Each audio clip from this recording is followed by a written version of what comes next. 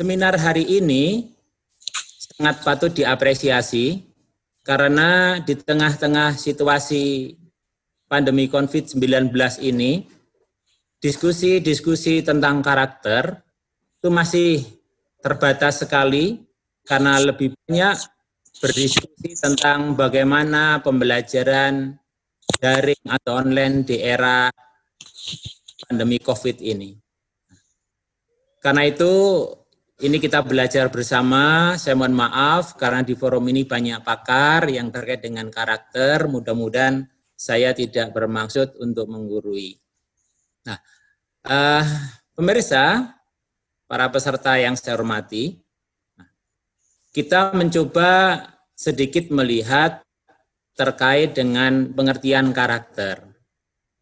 Kalau kita mencoba melihat dari KBBI, Kamus Besar Bahasa Indonesia, maka di situ banyak pengertian tentang karakter yang menunjukkan apa yang ada pada diri seseorang. Tabiat, sifat-sifat kejiwaan, akhlak atau budi pekerti yang membedakan seseorang dengan orang lain, watak, itulah pengertian karakter kalau kita lihat di KBBI. Sementara kalau kita melihat dari apa yang dipresentasikan oleh Likona pada 2007, yang kemudian bukunya itu menjadi booming terkait dengan pendidikan karakter, maka melakukan hal-hal yang benar ketika tidak ada orang lain yang melihat, itulah karakter.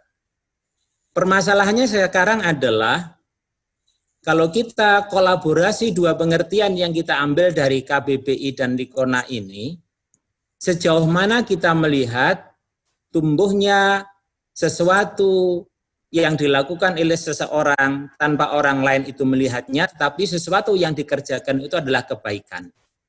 Maka menemukan hal itu menjadi tanggung jawab kita bersama, karena dalam konteks pendidikan karakter ini begitu pentingnya untuk ditumbuh kembangkan di semua jenjang pendidikan.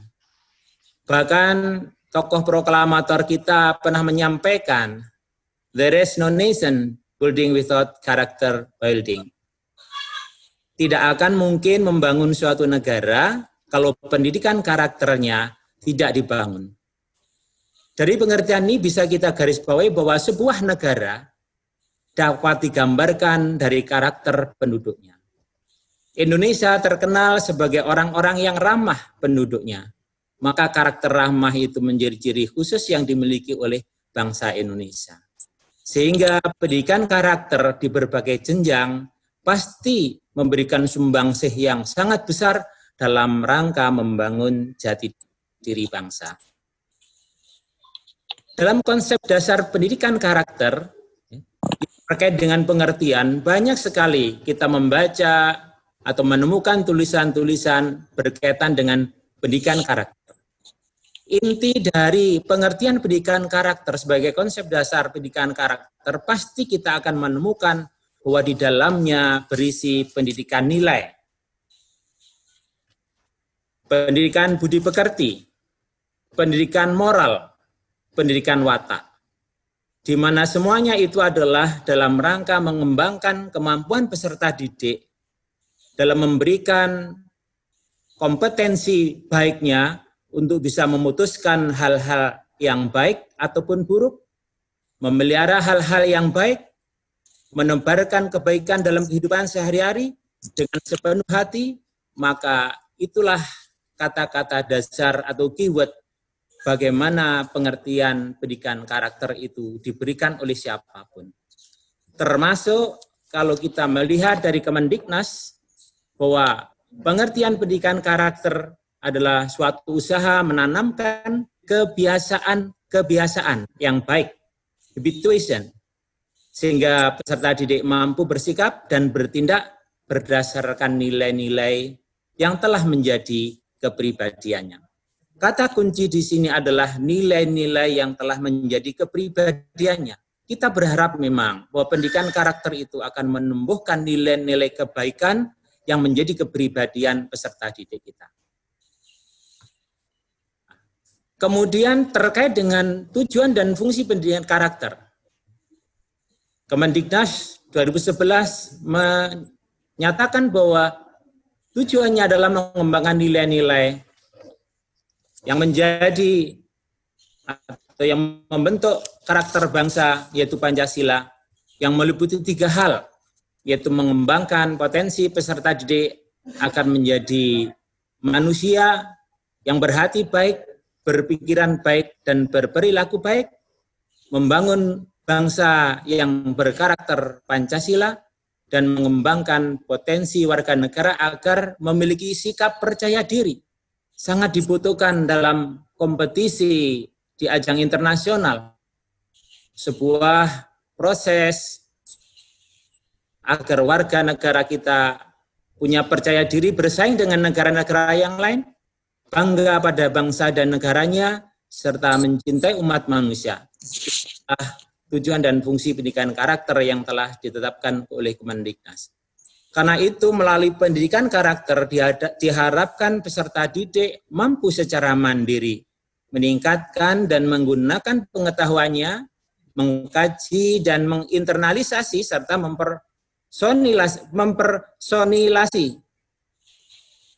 mempersonalisasi nilai-nilai karakter dan akhlak mulia sehingga terwujud perilaku sehari-hari. Kita masih dalam tataran-tataran konsep.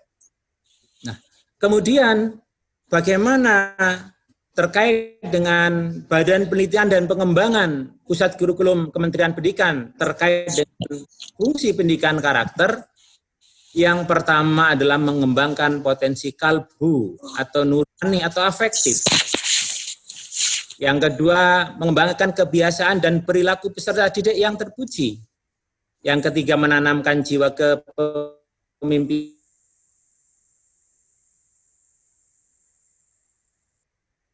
yang mandiri, kreatif, berwawasan kebangsaan. Dan yang tidak kalah pentingnya lagi adalah mengembangkan lingkungan kehidupan sekolah sebagai lingkungan belajar yang aman, jujur, penuh kreativitas dan persahabatan, tidak ada perkelahian-perkelahian di sekolah, dan serta rasa kebangsaan yang tinggi dengan penuh kekuatan. Dan konsep yang berikutnya adalah bahwa nilai-nilai pembentuk karakter yang telah ditetapkan oleh Kemendiknas dengan 18 nilai itu adalah hal yang patut dikembangkan di masing-masing jenjang pendidikan. Semuanya dapat diolah, diambil prioritasnya sesuai dengan kompetensi yang ditetapkan oleh setiap satuan pendidikan. Mulai dari nilai religius, jujur, toleransi, disiplin, kerja keras, kreatif, mandiri, demokratis, sampai dengan tanggung jawab. Maka kita mendapatkan peluang yang sangat besar untuk memilih mana yang kita jadikan kompetensi di pendidikan yang kita kelola untuk kita jadikan nilai-nilai yang bisa kita kembangkan dan kita bentuk pada peserta didik kita. Nah, karena itu 4 hal yang tidak bisa dipisahkan dalam pendidikan karakter ini adalah olah pikir, kognitif, olah hati, afektif, olahraga psikomotor, dan olah rasa atau karsa. Dari keempat hal ini bisa dilakukan dengan pertimbangan dimulai dari sedikit yang esensial dan sederhana, yang mudah dilaksanakan sesuai dengan kondisi masing-masing kampus atau wilayah. Sebagai contoh misalkan kompetensi cerdas, kompetensi peduli, kompetensi tangguh, kompetensi jujur adalah pilihan kompetensi yang akan kita bangun di kampus kita atau di satuan pendidikan kita, maka itu adalah pilihan yang menjadi ciri khas kampus kita atau sekolah kita. Pasti akan berbeda dengan sekolah yang lain. Atau mungkin terkait dengan lingkungan, kita ingin menjadikan lingkungan kita bersih, rapi, nyaman, disiplin, peserta didiknya sopan santun. Itu adalah pilihan-pilihan kita. Kita pilih yang esensial, yang sederhana, dan mudah dilakukan, sehingga tidak beban bagi semua sivitas akademika yang ada di perguruan tinggi itu. Karena itu ketika pendidikan karakter ini dibentuk, kita berharap anak Indonesia itu adalah anak yang tangguh. Generasi bangsa Indonesia adalah generasi yang tangguh, berakhlak mulia, bermoral, bertoleransi, patriotik, suka menolong sesama. Jiwa empatinya tidak tumbuh ketika melihat tayangan di televisi ketika ada kesusahan orang lain dan meneteskan air mata. Tetapi realita ketika ada di hadapan yang sebenarnya meneteskan air mata pun tidak, menolong pun tidak, maka di situ berarti jiwa patriotiknya belum tumbuh dengan baik. Bekerja sama atau bergotong royong, dan kita berharap generasi penerus bangsa kita adalah generasi yang berjiwa dinamis, berorientasi pada ilmu pengetahuan dan teknologi agar tidak kalah dengan negara yang maju yang lainnya, dan yang lebih penting adalah beriman dan bertakwa kepada Tuhan Yang Maha Esa. Karena itu bangunan pendidikan karakter yang dibangun di rumah, di kampus, di lingkungan sosial tidak bisa dipisahkan.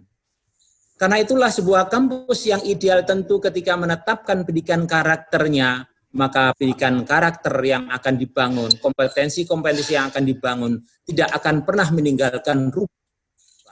Berarti di rumah mahasiswa itu ada orang tua mahasiswa. Berarti ada komunikasi antara kampus dengan rumah. Ada komunikasi antara kampus dengan orang tua mahasiswa. Demikian juga di lingkungan sosial, ada banyak stakeholder yang lain, lembaga-lembaga yang lain yang perlu dibangun untuk menjadikan pendidikan karakter di sebuah perguruan tinggi itu punya koneksitas yang global, luas, dan tervalidasi.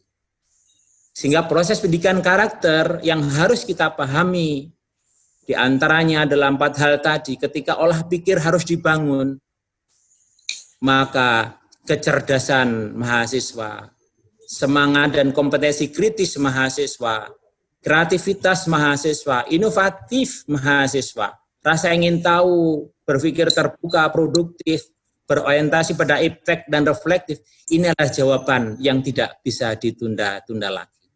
Demikian juga dengan olah hati, menciptakan peserta didik atau mahasiswa yang beriman dan bertakwa, jujur, amanah, adil, bertanggung jawab, dan semuanya adalah hal yang tidak bisa dipisahkan dalam rangka pembelajaran akademik dan pembinaan karakter. Demikian juga bagaimana olahraga dibentuk agar psikomotorik mahasiswa menjadi tangguh, diajak untuk hidup sehat dan bersih, disiplin, sportif, handal, dan seterusnya.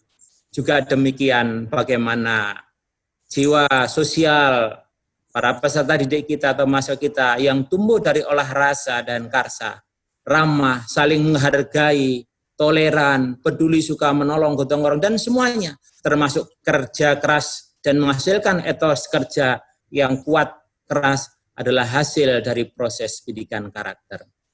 Karena semuanya itu akan bisa terwujud kalau dilakukan secara total oleh semua unsur yang ada di sebuah perguruan tinggi. Karena wujud perilaku berkarakter individu adalah totalitas psikologisnya yang mencakup 3 hal tadi, yaitu afektif, kognitif, dan psikomotor, juga berkaitan dengan totalitas sosiokultural yang ditumbuhkan oleh implementasi dari olah rasa dan karsa. Kalau kita menuju kepada Kementerian Pendidikan Nasional 2011, bagaimana strategi pelaksanaan pendidikan karakter? Yang pertama adalah melakukan dengan intervensi. Intervensi yang dilakukan adalah melalui kebijakan atau top down. Di seorang pimpinan perguruan tinggi, entah itu rektor, wakil rektor, sampai dengan dekan, kepala ketua prodi, sekretaris prodi, semua elemen yang ada yang memberikan nuansa untuk ikut terlibat dalam pelaksanaan pendidikan karakter bisa memberikan kebijakan-kebijakan sesuai dengan tanggung jawab dan jabatannya dalam hal bagaimana sebuah pendidikan karakter bisa dibangun di sebuah kampus. Dan tentunya intervensi melalui kebijakan ini harus ada sosialisasi yang terus-menerus terhadap semua elemen yang ada di kampus. Pengembangan regulasi, pengembangan kapasitas, implementasi dan kerjasama, monitoring dan evaluasi Itu ada rangkaian-rangkaian yang terkait dengan bagaimana intervensi melalui kebijakan yang dilakukan secara top-down. Dan juga pengalaman praktisi atau bottom-up, sehingga di situ best practice dari para praktisi sangat baik untuk dijadikan sebagai contoh dan tauladan bagaimana sebuah pendidikan karakter bisa dibangun di sebuah perguruan tinggi. Dan yang kalah pentingnya adalah revitalisasi program berkaitan dengan sosiopedagogis yang terkait dengan UKM dan seterusnya yang ada di kampus, SEVA, PEMFA, SEMU, BEMU, dan seterusnya, HMC, semuanya harus dibangun dalam rangka untuk mencapai tujuan pelaksanaan pendidikan karakter yang baik. Sehingga dengan 3 implementasi yang ditunjukkan oleh kementerian ini, sebuah kampus insya Allah pasti akan bisa melaksanakannya dengan baik. Dan optimalisasinya bagaimana di perguruan tinggi? Yang pertama, sosialisasi ke stakeholder itu menjadi penting. Menghadirkan orang tua mahasiswa di saat mahasiswa pertama kali masuk ke kampus. Mungkin karena masa pandemi COVID ini kita tidak bisa menghadirkan masa dalam jumlah banyak. Maka bisa jadi di awal pengenalan mahasiswa baru secara online, kita bisa berkomunikasi dengan para orang tua mahasiswa di kampus, di rumahnya masing-masing untuk menyampaikan sosialisasi pendidikan karakter apa yang dibangun di sebuah kampus. Juga kepada masyarakat dan lembaga-lembaga. Sehingga dalam kampus pengembangan yang bisa dilakukan diantaranya adalah bisa kita lakukan sebagaimana tabel 1 ini. Ini adalah contoh implementasi yang bisa dilakukan dalam rangka pendidikan karakter di perguruan tinggi. Yang pertama adalah integrasi dalam mata kuliah. Sebagai contoh misalkan mengembangkan model pembelajaran berbasis karakter. Dr. Ahmad Mukhlisin, saya memberikan apresiasi, ya, sedang melakukan riset-riset terkait dengan penemuan-penemuan model pembelajaran berbasis karakter yang bisa diintegrasikan dalam pembelajaran di mata kuliah. Dan itu sangat bagus. Mengembangkan silabus, rencana pembelajaran semester maupun RPP yang di situ memuat kompetensi yang sesuai harapan dengan memasukkan nilai-nilai karakter yang bisa diterapkan di setiap mata kuliah. Juga yang kedua, integrasi dengan muatan lokal atau standar pelampuan perguruan tinggi. Pasti masing-masing perguruan tinggi dengan standar penjaminan mutu internalnya ada muatan-muatan atau standar pelampauan yang harus diterapkan, diimplementasikan pada peserta didik atau mahasiswa. Kalau di UMM standar pelampuannya adalah AIK, Muhammadiyahan, maka itu adalah menjadi integrasi muatan lokal yang dimasukkan ke semua mata kuliah agar nilai-nilai keislaman, bukan syariat Islamnya, nilai-nilai Islamnya itu masuk ke dalam setiap perkuliahan sehingga setiap mahasiswa dapat menangkap nilai-nilai keislaman yang dibangun oleh kampus. Ini sebagai contoh. Juga kompetensi itu dikembangkan oleh perguruan tinggi masing-masing dalam rangka mencapai standar pelampuannya. Dan juga kegiatan pengembangan diri melalui pembudayaan dan pembiasaan yang dilakukan dengan pengkondisian secara rutin, kegiatan spontanitas, keteladanan, kegiatan terprogram, juga ekstrakurikuler, dan bimbingan konseling adalah ruang-ruang yang bisa digunakan untuk membentuk karakter mahasiswa di perguruan tinggi. Contoh integrasi dalam mata kuliah sebagai misal ada model pembelajaran OID. Pembelajaran OID ini adalah akronim dari Orientation, Identify, Discussion, Decision, and Behavior. Mata kuliah yang disajikan dengan model pembelajaran OID ini di sintak pertamanya adalah mengajak peserta didik untuk mengenal materi dan di dalam materi itu diberikan problematika faktual baik itu melalui cerita atau video dan dokumenter yang bisa membuka wacana peserta didik atau mahasiswa terhadap kaitannya mata pelajaran atau mata kuliah yang sedang dipelajari. Kemudian dilakukanlah identifikasi problematika kaitan dengan nilai-nilai pada orientasi itu. Kemudian dilakukan dengan diskusi secara kelompok kecil heterogen dalam rangka mencari solusi hasil identifikasi yang dilakukan di tahap identifikasi. Kemudian peserta diskusi di tahap decision mengambil keputusan etis atas problematika etis pada diskusi yang dilakukan oleh kelompoknya. Dan yang kelima adalah keterlibatan perilaku etis setiap individu secara jujur tanpa paksaan terhadap yang diambil. Karena menurut teori tripartite attitude ya yang diperkenalkan oleh Rosenberg dan Dolphin, bahwa tripartite attitude menunjukkan bahwa perilaku yang tumbuh akibat sinergitas kegiatan kognitif, afektif, dan psikomotor, maka menumbuhkan tindakan atau perilaku yang itu tindakannya berdasarkan hati nurani. Nah, sehingga dengan salah satu model pembelajaran ini, saya kira kita bisa menggali dan mengajak peserta didik di saat hari itu juga ketika pembelajaran kita bisa mempotret engage and behavior dari setiap mahasiswa terhadap keputusan yang diambil atas masalah yang dipelajari melalui perkuliahan. Contoh integrasi dalam pengembangan diri misalkan, ya, ada kegiatan di kampus kami yang namanya program pembentukan kepribadian dan kepemimpinan. Sifatnya wajib, mahasiswa baru dikarantina selama 1 minggu. Selama di karantina itu, mahasiswa mendapatkan materi-materi yang terkait dengan self-management, self-awareness, learning management, leadership, outbound, spiritualitas, dan kompetensi-kompetensi lain yang ditetapkan oleh perguruan tinggi. Sehingga selama 7 hari kali 24 jam itu, mahasiswa tidak boleh membawa alat komunikasi. Dipisahkan dengan alat komunikasi. Mulai dari bangun tidur diatur, sampai dengan tidur jamnya diatur. Dan dampak yang bisa dirasakan adalah mereka akan berbaur dengan teman-teman barunya dari seluruh Indonesia dalam satu visi dan misi yang sama, dalam semangat yang sama, dalam rangka pengembangan diri yang sama untuk menjadi calon-calon sarjana yang bisa menjadi andalan bangsa di masa yang akan datang. Kemudian bagaimana supaya keberhasilan itu bisa diukur, maka perlulah dinilai. Bagaimana menilai keberhasilan sebuah pendidikan karakter? Di antaranya adalah perlu dikembangkan indikator dari nilai-nilai yang telah ditetapkan atau yang telah disepakati itu.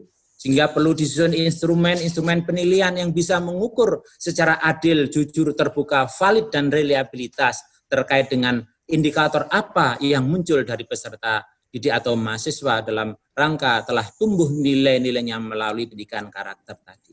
Juga melakukan pencatatan terhadap pencapaian indikator setiap peserta didik. Dan ini menjadi penting sehingga bisa dilakukan analisis dan evaluasi apa yang perlu dikembangkan seandainya ada kekurangan terkait dengan pendidikan karakter itu. Dan yang lebih penting dari hasil analisis dan evaluasi itu dilakukan tindak lanjut yang selalu saja menuju ke arah dan kemajuan. Sehingga dapat disimpulkan bahwa pendidikan karakter perguruan tinggi sangat diperlukan ya, guna membentuk dan membangun kepribadian mahasiswa agar mahasiswa menjadi sosok yang berkarakter sesuai dengan nilai luhur ideologi negara kita. Dan harapan kita pasti adalah akan menjadi sarjana yang sujono, sarjana yang berkarakter positif dan mampu bersaing dengan negara lain. Dan pendidikan karakter di perguruan tinggi tentu tidak bisa dilepaskan dengan stakeholder. Kita rangkul para orang tua, kita rangkul masyarakat, kita rangkul banyak lembaga terkait yang memberikan nilai positif bagi pengembangan karakter di kampus kita masing-masing. Dan tentunya kebijakan penting untuk membangun karakter itu harus ditumbuhkan. Mungkin Bapak Ibu peserta seminar banyak referensi-referensi yang berkaitan dengan bagaimana nilai-nilai kebajikan itu bisa digunakan untuk membangun karakter. Minimal di sini saya mengemukakan ada 10. Yang pertama adalah wisdom, kebijaksanaan. Bagaimana sebuah wisdom mampu menghasilkan keputusan yang terbaik dari sebuah konflik, maka itu tidak lain karena sifat atau nilai-nilai kebijaksanaan atau wisdom itu telah diajarkan di kampus di mana mereka belajar. Keadilan atau justice, bagaimana sebuah keadilan dapat dinilai bahwa itu adil, maka contoh-contoh bagaimana menilai sebuah keadilan pasti harus dilakukan dan dibentuk melalui pendidikan karakter. Keberanian untuk membela yang benar, mengatakan yang benar, dan jujur mengakui kesalahan, itu adalah hal yang sangat mahal, dan itu harus dibangun oleh sebuah perguruan tinggi. pengendalian diri, bagaimana seseorang untuk mampu mengendalikan dirinya agar tidak mudah terpancing emosi-emosinya oleh hal-hal yang tidak benar. Maka mahasiswa yang mempunyai jati diri, pengendalian diri yang baik, pasti itulah hasil gemblengan di kampus di mana mereka mendapatkan pendidikan karakter.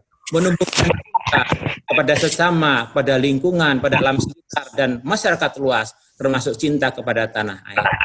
Positif, kerja keras, integritas, syukur terhadap apapun yang telah diterima terkait dengan ilmu yang diterima, dosen-dosen yang selalu memberikan waktunya untuk membimbing dan mengajarnya, sehingga semuanya itu akan menumbuhkan kerendahan hati, dan itu adalah nilai kebajikan yang penting dibangun dalam kaitannya dengan pendidikan karakter.